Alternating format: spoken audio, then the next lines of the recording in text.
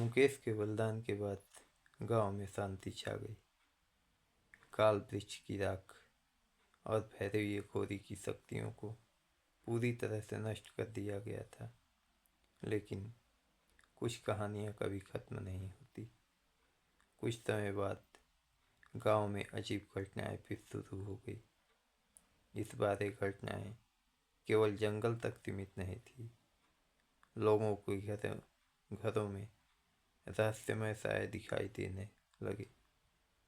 दूध अपने आप खट्टा हो जाता, बर्तन गिर जाते और लोग अजीब सी बड़बड़ाहट सुनने लगे। गांव के लोग डरने लगे कि कहीं भैरवी और अघोरी की बची हुई छाया अब गांव के अंदर न आ गई हो। ऐसे समय में गांव में एक अजनबी लड़की आई। उसका नाम था मेनिका। वह साधारण लगती थी, लेकिन उसमें कुछ रहस्यमय था। उसने गांव वालों से कहा कि वह इन घटनाओं का समाधान खोजने में उनकी मदद कर सकती है। मेनिका ने बताया कि वह एक प्राचीन तांत्रिक वंश से थी और उसे भैरवी और अघोरी की कहानियों के बारे में जानकारी थी। उसने कहा कि उनकी आत्माओं की बची हुई छाया अब एक अंधकार क्षेत्र में छुपी हुई है, जिसे गांव के ही अंदर खोदा गया था। मेनका ने पुराने मंदिर के नीचे खुदाई करने को कहा। जब खुदाई शुरू हुई तो वहाँ एक प्राचीन गुफा मिली। यह गुफा भैरवी के पुराने तांत्रिक साधना स्थल से जुड़ी थी। वह दीवारों पर तंत्र मंत्र की आकृतियाँ थी और अजीब ऊर्जा महसूस हो रही थी। मेनका ने बताया कि यह अंधकार क्षेत्र है, भैरवी और अघोरी की आत्माओं का आखिरी ठिकाना था। अगर इसे पूरी तरह नष्ट नहीं किया गया तो उनकी आत्माएं किसी नए शरीर में प्रवेश कर वापस आ सकती है। मेनका ने गांव के लोगों को एक विशेष अनुष्ठान करने के लिए तैयार किया, लेकिन इस अनुष्ठान को पूरा करने के लिए एक बलिदान की आवश्यकता थी। इस बार बलिदान किसी व्यक्ति का नहीं बल्कि मेनिका का होना था। अनुष्ठान शुरू हुआ। जैसे ही मंत्र पढ़े गए, गुफा में एक भयंकर आंधी चलने लगी। भैरवी और अघोरी की छाया प्रकट हुई। वे गुस्से में चिल्ला रही थी और मेनिका को रोकने की कोशिश कर रही थी। मेनिका ने अनुष्ठान पूरा करने के लिए पूरी शक्ति लगा दी। उसने अपनी आत्मा को अनुष्ठान की अग्नि में समर्पित कर दिया।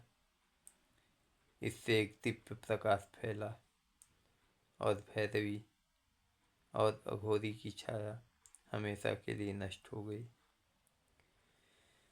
मेनिका के बलिदान के बाद गांव हमेशा के लिए सुरक्षित हो गया। अंधकार क्षेत्र को हमेशा के लिए बंद कर दिया गया। गांव के लोग हर साल मेनका को और मुकेश की याद में पूजा करते हैं। लोग कहते हैं अगर कोई बुरी शक्ति दोबारा जागने की कोशिश करेगी तो मेनिका की आत्मा गांव की रक्षा के लिए लौटेगी। यह कहानी हमें यह सिखाती है कि बुराई कितनी भी पुरानी क्यों न हो, सच्चाई और बलिदान उसे हमेशा के लिए खत्म कर सकते हैं। मेनिका और मुकेश के बलिदान के बाद गांव पूरी तरह शांत हो गया, लेकिन समय के साथ लोग उनकी कहानियों को केवल एक घटना मानने लगे। धीरे धीरे जंगल और पुराने मंदिर की ओर जाने वाले रास्ते बंद कर दिए गए और नई पीढ़ी ने इस घटनाओं को अंधविश्वास समझकर भुला दिया। गांव में अब एक नई पीढ़ी पनप चुकी थी, जो शिक्षा और आधुनिकता की ओर बढ़ रही थी।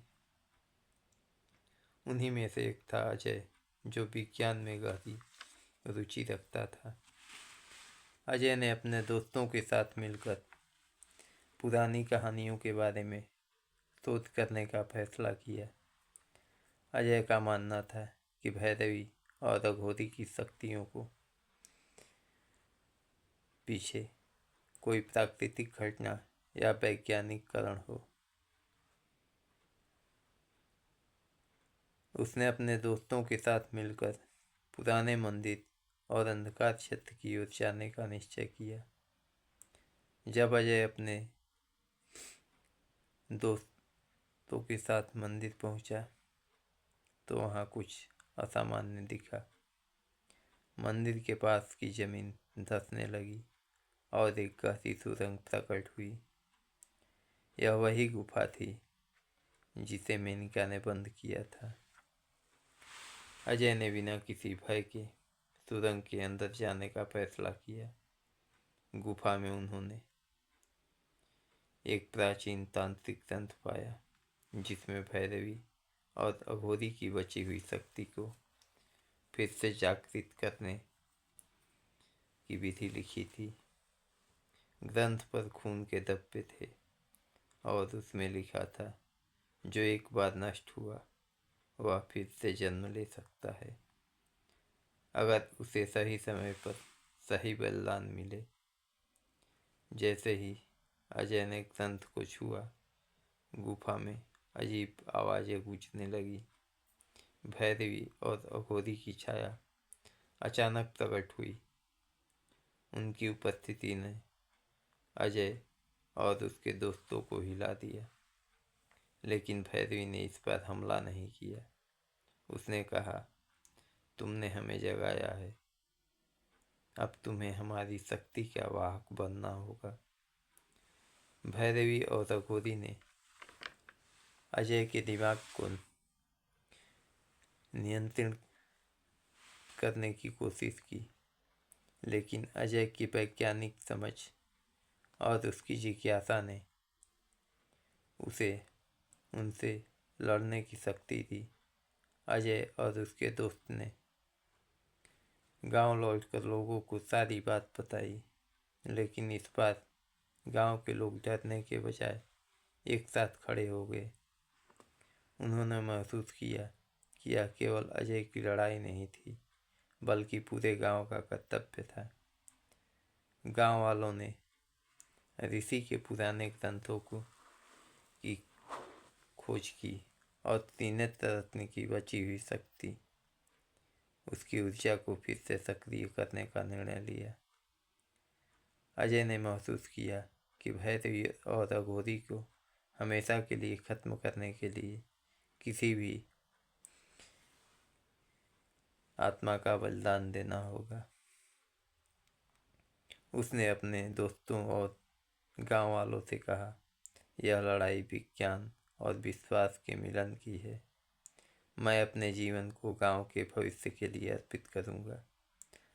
अजय ने त्रिनेत्र रत्न की शक्ति का उपयोग करते हुए भैरवी और अघोरी की आत्माओं को एक बार फिर से तांत्रिक अग्नि में बंद कर दिया, लेकिन इस प्रक्रिया में उसकी आत्मा भी उसी अग्नि में समा गई।